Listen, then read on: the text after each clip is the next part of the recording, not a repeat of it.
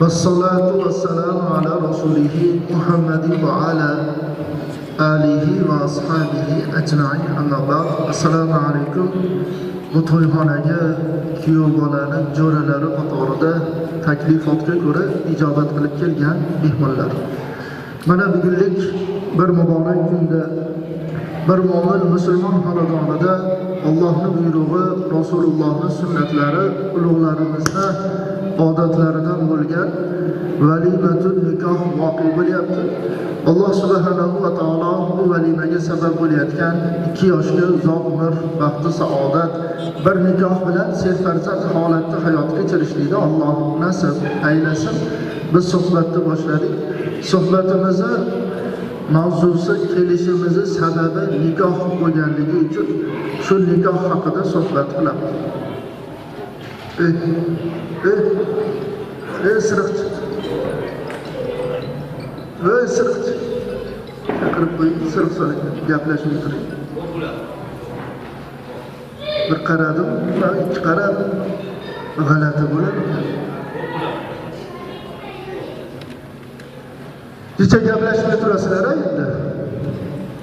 Shu yosh bolalarni ham sal nima qilib qo'yamiz-a? Shunaqa qiladi o'zim. Alloh subhanahu va taolo kalomi qadimisida marhamat qiladi ki estaizu billah. Fankihu ma taba lakum minan nisa.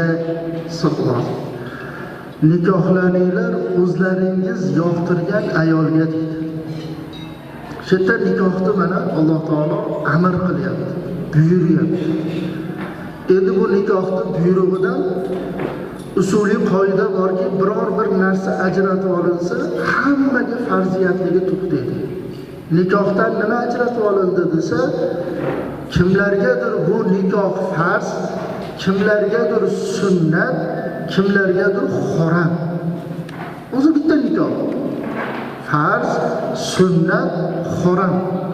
Farz o'rni qanaqa desa, Payg'ambarimiz sollallohu alayhi vasallam bo'ydoqlar jamoasiga aytdilarki, ey bo'ydoqlar jamoasi, nikohlaninglar dedilar. Nikohlaninglar dedilar. Shunda bir sahoba yigit aytdiki, "Ya Rasululloh, qodir bo'lmasangchi" dedilar. Ro'za tutinglar dedilar. Ana shu bilan endi ajraydi. Bir yigit nikohlanishlik yoshiga yetsa-yu, ro'za tutsa ham shahvati pasaymaydigan bo'lsa, shu yigitlarning uylanishligini shariat farz deydi. Ro'za tutyapti. Ro'zadan maqsad insonni misol shahvatini sindirish, Allohga yaqin bo'lish. Shu shahvatni ro'zada sinmayapti. Ro'za tutsa ham nima bo'lyapti? Shu yigitlar qodir bo'lsa uylanishligini shariat nima deydi? Farz deydi.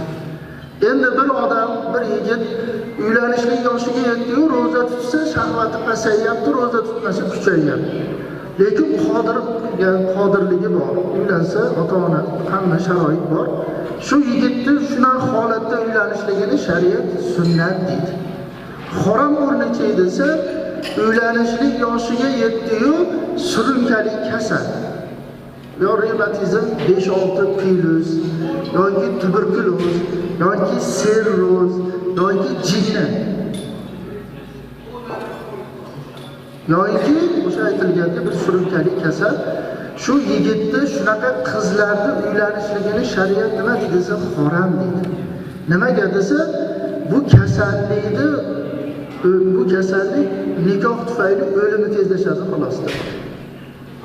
Endi bu nikoh bir martalik, yo 1 oylik, yo 2 oylik, yo 1 yillik emasdir. Bu umr nima? Voqea nima?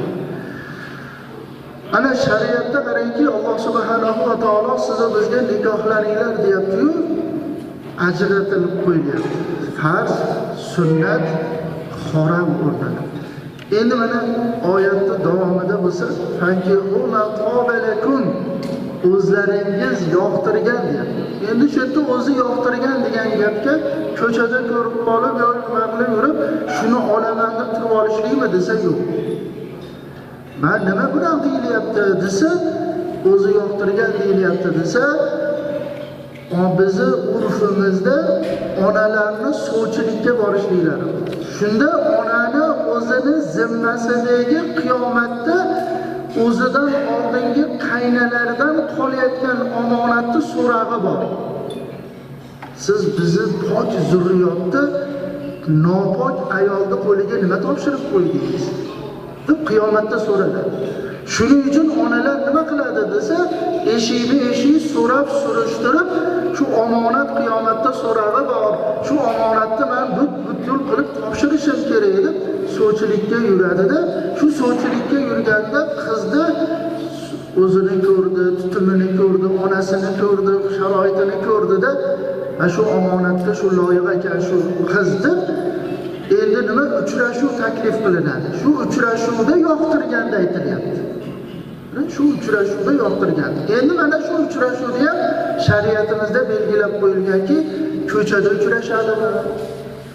O nimaga traktorga olib chiqadimi? yoki akvaparkda uchrashadimi? yo bog'da uchrashadimi desa, yo'q. Bitta hovlida guvohlarning huzurida kelin tarafdan ammasi yo xolasi yo kelinayasi, kuyov tarafdan ham ammasi yo xolasi yo kelinayasi yo opasi yo singlisi shularning guvohligida ko'rishuv bo'ladi. Ana shu ko'rishuvda kelin yoqdi yo yoqmadi.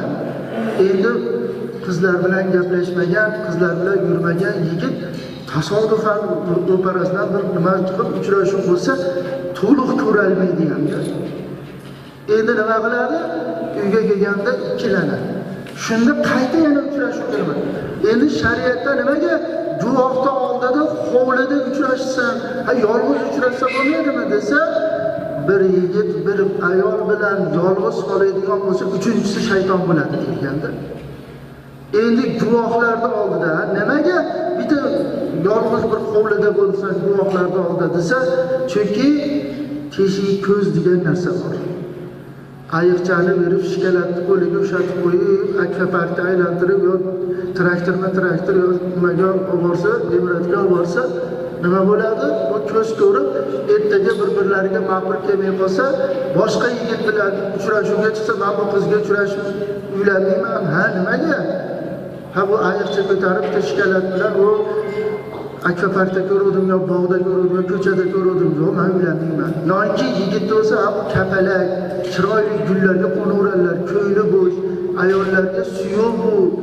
Ko'rgan vaqtda ayiqcha bilan bitta qizga shikalatni ushatib qo'yib aylanib yurgan, men bu yigitga tegmayman deb qizlar nima? Shuning uchun shariat nima deydi desa, shariat o'sha yolg'iz hovlida uchrashuv nima qilinadi deydi. Endi mana bu ayol bitta libos emas, katta kelsa kichigiga, kichik kelsa kattasiga almashtirib oladigan. Umr oxirigacha. Shuning uchun ulug'larimiz aytadilarki, xotin yaxshi bo'lsa berdi Xudo, xotin yomon bo'lsa urdi Xudo. Sochiz oqartirib yuboradi. O'zi bir ojiza, bir nima-yu, lekin o'zida bir 5-6 yoshdan kichkina bo'ladi, teppa-tep olishadi. Yomon xotin. Shu darajada sizga dunyodan ko'nglingizni sovutib yuboradi. Dunyodan o'zingiz qurgan, o'zingiz ziynatlagan, uylanaman deb oqlagan, kraska qilganingiz, jihozlagan uyingizdan ham sovutib yuboradi. Agar yaxshi ayol bo'lsa-chi desa, berdi Xudo, uyingizga shoshiladi. Shuning uchun ba'zi bir bolalar choyxonaga borib olib, oshdan keyin o'tirgisi keladi. Ha, borasan-da, tomoq yeyishga uyingga. Hali yo'g'lama bo'lib ketgan yakanni o'ziga qiyshayib ketgan bolishni tuqolib, qo'ltiqqa choyni ichib ketaman deganda, naqlasan uyga borasan-da, tomoq yeyishga uyingga. Chunki uyda halovat yo'q-da. İnson uydan halovat topsa-chi desa, inson uydan halovat topsa uyga intiladi. Oshini yeydi, ichib o'tiradi, choy ichadi, gaplashadi. U halovat unga halovat bo'lmaydi. Uyda topadi, uyga shoshiladi-da. Shuning uchun Xudodan nima desa, xotinni ham so'rash kerak-da. Xotinni ham so'rash kerak. Chunki Ud'uni astajib lakum. So'ranglar, so'raganlaringni beraman deyapti. Endi so'rayotganda til bilan qalbni bitta qilib so'rash kerak. Tilingiz boshqa-yu, qalbingiz boshqa bo'lsa, Xudo nimangizga qaraydi desa, qalbingizga qaraydi. Ba'zi yigitlar bor, va namozxon qiz olib bering, ro'mol o'raydigan qiz olib bering, o'qimagan qiz olib bering deydilar-ku, lekin o'zlari kallangizdan oldin o'tayotganda to'xtab qoladilar. Qizlarning chiqishini. Ro'mol o'ragan qiz so'rayaptilar-ku, lekin ko'zlari ro'mol o'ramagan qizlarga qarayaptilar.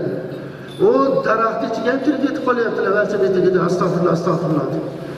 Yoki bir ariqqa tushib ketyaptilar, lekin ko'zlari nima? Lekin onaga nima deydilar? Menga ko'chaga chiqmagan, ha ko'chaga chiqqan qizga qarayapsiz-ku. Ha ko'chaga chiqqan qiz sizni ko'zingizni aqabaqa qilyaptimi? Endi Xudo qanaqasini ro'para qiladi desa, qalbingizdagini ro'para qiladi. Endi o'xshatmaguncha uchratmaydi. Qalbingizdagi xohlagan qizingizni Xudo taolo sizga ro'para qiladi. Endi qizlar ham anoyi emaslar. Chunki uchrashuvga chiqib ketayotgan yigitni ko'rgan soqotingni berib tur, patinkangni berib tur, shimingni berib tur, telefoningni berib tur, iloji bo'lsa mashinani minishni bilsa mashinangni hasa uchrashuvga chiqib.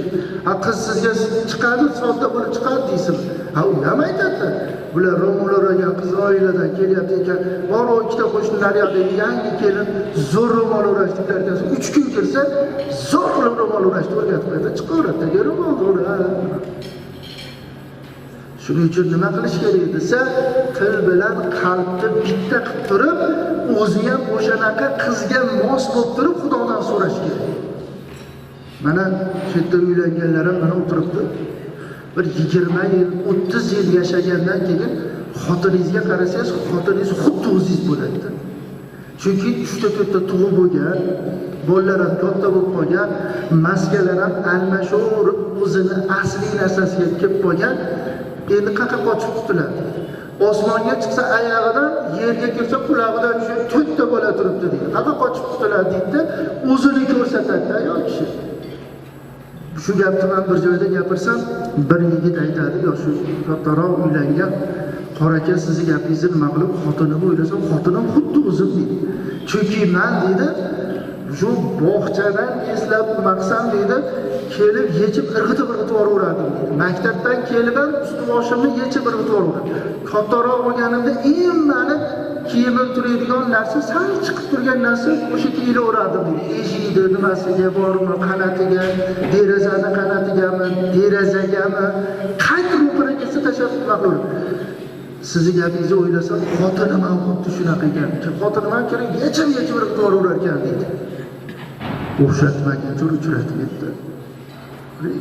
Endi o'zingiz yaxshi bo'lsangiz, desa, o'zingiz yaxshi bo'lsangiz, yaxshi qizni Xudo taolo nima qiladi desa, ro'para qiladi. Nimaga desa, xuddi siz va biz ikkita kaftimizni bir-biriga yaqinlashtirib, qanaqa qizni so'rayotgan bo'lsak, xuddi o'sha ikkita kaftini Xudoga ko'tarib turib, yigit so'rayotgan qizlar ham borda. Ular ham yaxshisini so'rayapti.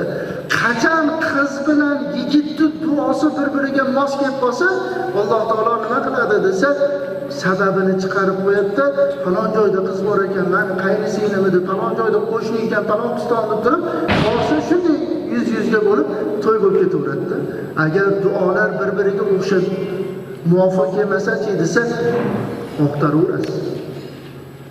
Ana endi nima desa, uylanishlikda duo qilishlik. Mana taqdir degan narsa ham bor. Eng yomon duo nima desa, hozirgi mana qiz topish oson emas. Bunaqa dasturxon, bunaqa nimaga chiqib o'tirish ham oson emas. Chunki onalar bechora 4 yil o'qtarishyapti. Hatto so'kadigan ona-ki bor. Sen o'g'li bo'lganingda deydi. Nima bo'lmasdi deydi. Qara deydi, birorta qiz qolmadi deydi. Endi boshqa shaharga boraman shekilli, jon bolam. Shunaqa ham peshani sho'r bo'ladimi? Topilganini qo'shni yomonlab qo'yayotgan bo'lsa, yaxshi bo'lmaysa, yo qo'shnidan aytmagan, yo bir boladan aytmagan deb bechora ona desa, 1 yil o'qtardi, 2 yil, 3 yil, 4 yil o'qtarsa, oxiri bola ham, ona ham so'taversa, nima deydi desa, ro'para kelgan qizga uylanaman. Eng yomon duo shu. Ro'para kelgan qizga uylanaman deyoradi. Yo'shan katta bo'lib qolyapti, ona so'kyapti, o'rtoqlar Bag'dod qachon uylanasan deyapti, mahalla gapiryapti, qo'shni gapiryapti, magazinchi gapiryapti, qachon uylanasan bu. Oxiri nima deydi? Ro'para kelganiga uylanaman. Endi bu ro'para kelganiga uylanaman deganni duoda qarangki, ro'para kelgan qizga uylanaman degan yigitlarni ey Robbim bizga ro'para qilgan degan qizlar ham ko'pda. Sho'g'li qilib qo'ygan sho'q qizlar bor. Sovchilar kelmayapti, endi ularga ham nasib. Ey Robbim ro'para kelgan qizga uylanaman degan yigitlarni bizga ro'para qilgan desa, shunday ro'para keladi. Alloh saqlasin. U yoshingiz katta bo'lyaptimi, nimami? So'rang, yaxshisini so'rang. Solihasini so'rang. Chunki soliha ayol qaysi bir xonadonga nikoh tufayli boradigan bo'lsa, o'zi bilan birga barakani, boylikni xayrda oladi. Abdurahmon ibn Avf roziyallohu anhu xizmatkor bo'lganlar. Qorinlari ovqatga to'ymas edi, ustilari yupqa bo'lgan, yupun bo'lgan. Rasulullohga oldilariga keldilar. "Ya Rasululloh, meni haqqimga duo qiling, menga ham Alloh baraka, boylik bersin" dedilar. "Uylanganmisan?" dedilar. "Yo'q, ya Rasululloh, uylanganim yo'q" dedilar. "Uylangan" dedilar. Haligi sahoba uylariga borib, bir ayolga uylanib 3-4 kun o'tgandan keyin Rasulullohga oldilariga keldi. "Rasululloh, ya Abdurahmon, uylandingmi?" "Ha, uylandim." "Qo'y so'ydingmi?" dedilar. "Ya Rasululloh, qo'y so'yishlikka qurbim yetmasdi. Bir ayolga nikohlanib mana yashayapman" dedilar. "Valima dasturxon sog'in" deb bir sahoba qo'y yetalab kelgan. Shu qo'yni so'yib dasturxon solib sahobalarni mehmonlikka chaqirgan, "Molingga baraka bergur" dedilar-da. Shu hadisda sharhida aytiladiki, nikohdan keyin inson boy bo'lmasdan qolmaydi. Lekin kelayotgan barakani to'sib qo'ymaslik kerakda. Nima to'sadi desa, gunoh to'sadi. Zinodan ko'ra kelayotgan barakani va bor barakani ketkizguvchi narsa yo'q. Solihasini so'radi. Endi soliha ayol qanday bo'ladi desa, soliha ayol erini hurmatini uyda tik qilib qo'yadi. U nimalarga sal aytib qo'yinglar. Erini hurmatini uyda tik qilib qo'yadi. Hurmati nima desa, ota o'tirgan o'ringa mehmonlar tugul farzandini ham o'tkazmaydi. To'g'ri deydi. Dadasi to'g'riga o'tiradi. Hatto o'tirib olsa ham bolalar yo dada boshqa yoqqa o'tirib olsa, dada o'zingiz dadasi o'rningizni biling. Dadangiz o'rniga o'tirmang deydi. Nimaga desa, ota hurmat qilingan xonadonda albatta baraka bor, albatta boylik bor.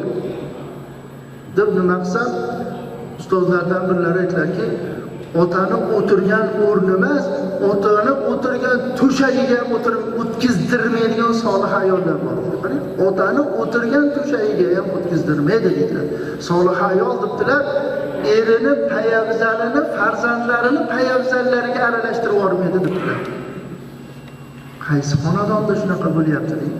Bor shunaqa xonadonlar, lekin aksar xonadonlarda otani agar ertaroq yechgan bo'lsa, ezib ham o'tib ketaveradi. Otaniki payabzal bosib ketaveradi. Ota ham bittasini aql, bittasini faqat telefon urishgan bo'lsa, yo surilib ketgan bo'lsa, qorong'i o'zib telefonini yoqib oqtaradi. Solih ayolchi desa, farzandlarini payabzaliga aralashtirmaydi. Payabzalini, otani, erini payabzalini yuqoriga ko'tarib qo'yadi, yoki bolasiga aytadi, "Dadingiz payabzalini yechdi, olib qo'ying, bosilmasin." Agar bosilib xor bo'ladigan bo'lsa, xonadonimizdan baraka ketib qoladi. Solih ayol debdilar, erini ismini aytmaydi. Erini ismini aytmaydi. Nima deydi desa, "Egam" deydi, yo "bosh egam" deydi, yo "hojam" deydi. Judayam bo'lmasa, "dadasi" deydi. Dadasi deydi. Yana ham nima bo'lmasa, o'g'illardan eng kattasining ismini aytadi. Misoli, Farhodjon deydi. Farhod aka ham demaydi. Otalar ham shunaqa bo'lganda, qizlarning kattasining ismini aytgan, Palonchixon deb. Hozirchi hajga yoki umraga borib kelsa, hoji aka deyapti erida. U aka emasda, u erda hojim deyish kerak edi. Yoki ham berilib kelsa, hojdadan deydigan ayollar ham borda yerina. u eru dada ham emas, aka ham emasda. Ustozimiz alayhi rahmat aytadilar, maktabda o'qiyotgan vaqtimizda sho'x bo'lganmiz, ilmimiz ham bor, Qur'onimiz ham bor, sho'x hammiz deydilar. Sinfimizda bir mahsin bola bor deydilar. Shunaqa ham esli, shunaqa ham odobli, tartibli bolaki hamma havas qiladi, butun maktab taniydi, hatto o'qituvchilar ham. Boshqa sinfda o'qituvchilar ham taniydi. Maqsad birorta bola bilan bir urushib, ro'para kelmagan shu bola deydi. Hamma hurmat qiladi, izzatda u bola deydi. Bir kun ustozimiz so'rab qoldilar, hammadan dadangning ismi nima? Hamma aytayapti, falonchi, mana ham aytdim dadam ismlarini deydi. Maqsimga navbat keldi. Kutyapmiz nima ekan?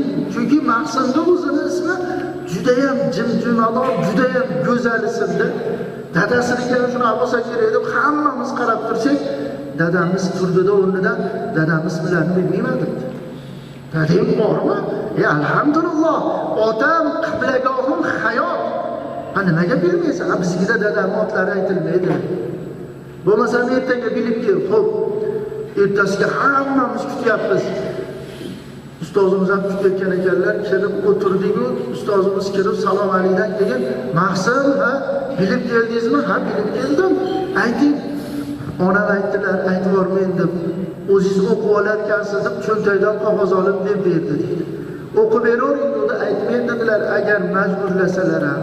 "Ha, nimaga o'qishni bilmaysanmi?" "Yo'q, bilaman." "Ha, nimaga aytmaysiz, o'qib bermaysiz?" Chunki onam aytdilarki, "Otangizni ismini aytishligingiz bilan xonadonimizdan baraka ketib qolmasin. Jon bolam, ismlarini aytmayman" deb tayinladilar. Ustozimiz yig'ladi. Ana odob, ana ta'lim, ana maktab. Bizchi? O sekin hali madaniyatlar shundan bo'lib ketyapti-da, o'zi islom madaniyati o'zi bizga kifoya qiladi. Otani ismini aytilmaydi, onani ismini aytilmaydi deb o'rgatilgan. Hozir sekin papa bo'lib, paham bo'lib turib, hozir pap deyapti Farid dadasi. O'zbek, musulmon pap deyapti-da. Desam, o'zim eshitib qoldim. Sased deyapti dadani qani. U qo'shniku sased degan. Gapdan qiziq bo'lsa, jo'nog'i sased deyapti. "Ha, sased deyapti." "Kim bu?" desam, "O'g'lim" deydi. "Ha, nimasi, abu o'shanda shunaqalar deyapti-da." Ota ham rozi bo'lgan sasedga. Alloh saqlasin. Haqiqatan deb qarasangiz baraka yo'qda. Shuni solih ayol maqdi. Endi solih ayol debdilar, erini haqqiga duo qiluvchi bo'ladi. Chunki ayolni erini haqqiga qilgan duosini Alloh taolo qabul qiluvchi. Ayol eriga nima deb duo qilsa ijobat. Ana qaysi bir er nohaq ayolini uraydigan bo'lsa, haq qo'ling sinsin desa, qo'li sinmaguncha o'lmaydi. Qariganda ham bir qoqinib ketib, bir nima bo'ladi, qo'li tayida bo'lib, sinib gips bo'lingan. Haq oyog'ing sinsin, oyog'ing yugurar, tepuvdik mana sinsin desa, o'lmagin, oyog'i sinmaguncha o'lmaydi. Shuning uchun Ali ba'zi bir nimalar obdaslarni o'rgatib ko'tarib ketyapti. Oyoqlari sevanib ketib, kuyimchilar bilan nima olib sinib, uyda yotib qoladi. Uni muzdaydi, muzbaz, o yoshligingizda kuchingiz borida oyog'ingiz ko'tariladigan paytda nohaqdan ayolingizni nima qildingizmi? U mazlum bo'ldida, mazlum bilan Allohning o'rtasida parda yo'q. Nima deb duo qilsa ijobat etadi? Yaxshilikka duo qilsa. Mana solih ayolni mana bir nimasida hojona bor edilar. Ko'pincha duo qilardilar. Ey Robbim, bosh eganni aqlini, farzandlarini aqlidan bir pog'ona yuqori qilgin. Ey Robbim, bosh eganni moli dunyosini farzandlarini moli dunyosidan bir pog'ona yuqori qilgin. Ey Robbim, bosh eganni mendan bosh eganni uzoq qilmagin deb duo qildi. Bir safar so'rab qoldim, hojona, shunaqa deb duo qilasiz, buni nimasi nima desam, bolam, agar otani aqlidan farzandi aqli ko'payib ketsa, otani behurmat qilib qo'yadi. Dadam hech narsani bilmaydi deb dada tirik bo'lsa ham narsa so'ramay qo'yadi. Dadani oldida bo'lsa ham dada bir narsani murojaat qilmay qo'yadi. O'zi bilib qilib ketaveradi. Otachi desa, ota o'sha xonadonda o'zini keraksiz hisob qiladi. Ota o'zini o'sha xonadonda bo'yni uzilib ketgani yaxshi deb qiladi. Agar otani sog'lom bo'lishligini, ota o'sha xonadonda xursand bo'lishligini xohlasa-chi desa, otadan so'rar ekanda, dada buni nima qilamiz? Dada nima deb maslahat? Dada bilmasa ham, o dada qarib qolgan bo'lsa ham, dada uni qilaymi, dada buni qilaymi? Hatto ko'chaga chiqib ketsa ham, dada magazinga chiqib kelay, dada ko'chaga chiqib kelay, ishga ketayotganda-chi desa, dada duo qiling deb nima qiladi? O'sha ota gapirmasa ham ichida nima bo'ladi desa, men shu xonadonga kerak ekanman, men shu xonadonda zarur ekanman deydi-da, duo qiladi. Ey Robbim, shunday menga farzandlar berganingga shukr. Agar bolalar katta bo'lib, ota katta bo'lib, ota bo'lsa ham ko'chaga so'ramay, magazinga so'ramay, yo duo qiling demasa-chi desa, yolg'izlikka bechora chiqib qolaveradi. Shuning uchun yana nima? Aql namozli otaniki kuchli bo'lsa, otadan so'rasa ota xursand bo'ladi deydilar. Va otani moli dunyosidan farzandning moli dunyosi ko'payib ketsa ham otani behurmat qiladi. Chunki otadaqa farzandni yaxshi ko'ruvchi yo'q. Ota ham onadan kam yaxshi ko'rmaydi. Ziyoda yaxshi ko'rsa ko'radiki, kam yaxshi ko'rmaydi. 1 yashar, 2 yashar, 3 yashargacha yelkasi bo'ynigacha ko'targanda, bechora bo'ynida ham, bag'riga ham bosib ko'targanda, bemor bo'lib qolsa, doktorxonada yotsa, kechasi bilan poylab ham chiqqanda erkalatishlarini aytamiz. Endi katta bo'lganda, mana o'g'li borlar, va katta bo'lib qolgan nimalar erkalatmaydi. Nimaga desa, tantiralab ketmasin. O'zi onamizni erkalatganiga o'zi qanaqamiz? Agar otamiz ham, onamiz ham erkalatsa, bu kunlarda xol vaqt tashlaymiz-da. Tantiralab, shatirab o'tib ketiladi-da. Otani shu jichcha qattiq turganligini nimasidan? Shu ota yaxshi, kamoli yaxshi ko'rganidan, men ko'rgan qiyinchilikni bolam ko'rmasin. Men ko'rgan yo'qlik bolamni ko'rmasin. Men chekkan zahmat, mashaqqatda farzandim mashaqqat chekmasin deb nasihat qilsa, boy bolaga yoqadi deysizmi? Dada aralashmay deydi. Yeganingiz oldingizda, yemaganingiz ketingizda bo'lsa, dasturxon to'kin bo'lsa, nima kerak yana sizga? Tagingizda mashinani olib bergan bo'lsa, hajga, umraga olib kelgan bo'lsa, nima qilish kerak? Noshukursiz o'zi dada deydi-da, dakkini berib, hatto otani betini tupurgi qilib, onasini oldiga boradi, "Aya, ana eringizga aytib qo'ying, aralashmasin." Nima yetmaydi bu eringizga? Shukr qilishni bilmaydi bu noshukur eringiz. Desa, soliha bo'lmasa, erini oldiga boradi, dadasi o'zi noshukursiz. Yaxshilikni tengi bassiz siz. Sizdaqa odam o'zi kamyob odam. Men ham shu bolalarimni deb yashayman. Qariganingizda ham shusiz-a. Topib kelayotgan bo'lsa, yedirayotgan, kiydirayotgan bo'lsa, tug'ilgan kuningizda mashinani tepasiga gulni qilib nomer qo'yadigan joyga otajon deb deb kelgan bo'lsa, haj umralar qildirib qo'ygan bo'lsa, yana sizga nima qilish kerak? Qaysi bir o'rtog'ingiz bolasi shuni qilyapti? Noshukur odamsiz desa, o'sha odam otaga yoqadi deysizmi? Solih ayol bo'lsa nima deydi? Bolam, u qoningizdagi ishqni yo'q deb o'ylamang. Dadingiz bor, cho'ntagingizda pulingiz bor. Agar dadingiz bo'lmaganda opingizni chiqarish, singingizni chiqarish kerak deb pulingiz cho'ntagingizda turmasdi. Uyingizni, mashinangizni, pulingizni bo'lishligi otangiz bilan bo'ladi. Jon bolam, otangizga nonko'rlik qilib qo'yibsiz, borib shukrini qiling, kechirimini so'rang deydi solih ayol. Qarang, haqiqatda bir o'ylab ko'ring. Eng yomoni nima desa, otadan bolani puli ko'payib ketib, ota boladan pul so'rab tursa, bolam pulingiz bormi? Hadana tinchlikmi? O'rtoqlar bilan osh qilyapti, shunga pul xalpanaga 100 ming beradi. Berguncha o'ylanadi nimaga ishlatarkan, ish qilib adam. Hali ota o'sha 100 mingni olib borib olib, osh yemaydi, tosh yegandek bo'lib, o'tirmaydi, ninani ustida o'tirgandek. Nimaga? ishqilib 100 mingni oshib ketmasin deydi. Chunki 100 ming puli bor deb bechorani. O'tgan safar palonchi pistonchilar ham keldi, palonchadan tushdi. Bu safar ular ham kelmadi, palonchi ham kelmadi. Keyin dasturxonga pista ham, bodam ham qo'shilib qoldi. 100 dan oshib ketmasin deb tursa, 85 mingdan tushdi desa, alhamdulillah, alhamdulillah devoradi. Nimaga? 100 dan kam bo'ldi-yu deydi. 200 ming berib yuboradi-yu. 200 ming berib yuboradi-yu. Shuning uchun soliha ayol debdilar, erini haqqiga desa duo qiluvchi bo'ladi debdilar. Duo qilganda ham shunday bir duo qiladiki, erni ko'ngli ko'tariladigan va soliha ayol debdilar, erini farzandlariga yomonlamaydi debdilar. Dadil o'zi ablah odam. Dadildaqa yomon odam yo'q. Dadilni qorni to'ysa bo'ldi. Agar bolalar bo'lmaganda bir kun yashaydigan odam emas bu inson. Ko'cha xandoni, uy zindoni. Ko'chada uyga kelsa qovog'idan qor yog'adi. Xuddi hamma yegani bu qurib qolganga o'xshaydi. Bu odam o'rdak mijoz.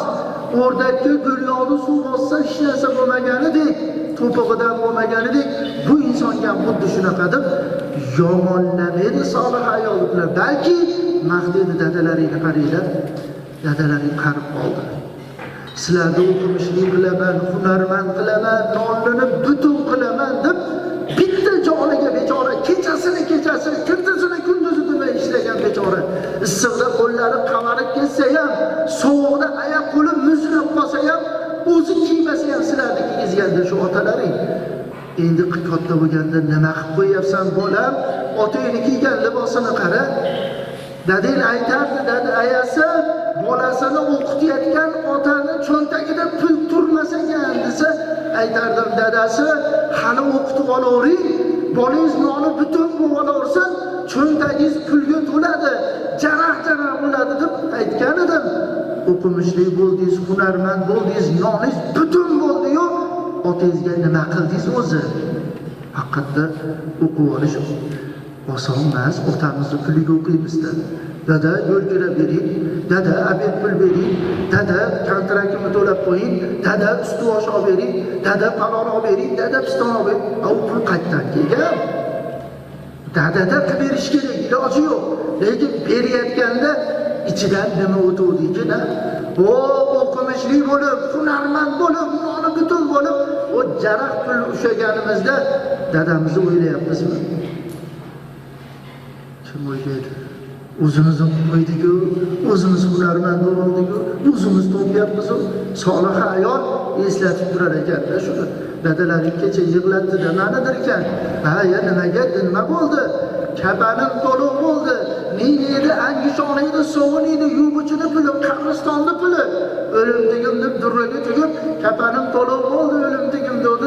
Shuncha qo'llaringiz turib, nima kapanlikni o'ylaysiz? Dadasi, tasbih qaytib turadi dedi. U xotirjam bo'lyapti nimaga? Ertaga o'lsam-u yilda bir marotaba boshiga ustuvosh qilib bermagan bu bolalar, hatto qishda bitta paypoq kiygizib qo'ymagan bu bolalar ertaga o'laydigan bo'lsam ham shu kapanim ham akam qilsin, ukam qilsin, uyda qolgan qilsin, topayotgan qilsin deb uni qo'shnini oldida sansala mansala bo'lmasin deb qilib qo'ydim dedi, rosa yig'ladim-dir. Haqiqatda otamizga yilda bir marta ustuvosh qilib qo'yapmizmi? Bitta paypoq ham olib berib, qanaqa qilib ishonsiz siz bizga ertaga kapanini? Solih ayol farzandlarini nima qilarsa shunaqa. Endi bunaqa solih ayol kimga yoqmaydi-ya? Hammaga yoqadi. Endi buni so'rash kerak-da. Endi uylanganlarimiz bo'lsa, xotinimizni soliha qilib bergin deb, uylanishlikda turganlar bo'lsa-chi desa, soliha qizni menga ro'para qilgin deb Xudodan so'rashimiz kerak. Alloh hammalarimizdan rozi bo'lsin, hammalarimiz Alloh rushdi hidoyatda qilsin, iymonlarimizni Alloh salomat aylasin. Duo qilamiz. Robbana atina fid dunya hasana va fil oxirati hasanatan va qina azabannar. Bi rahmatik.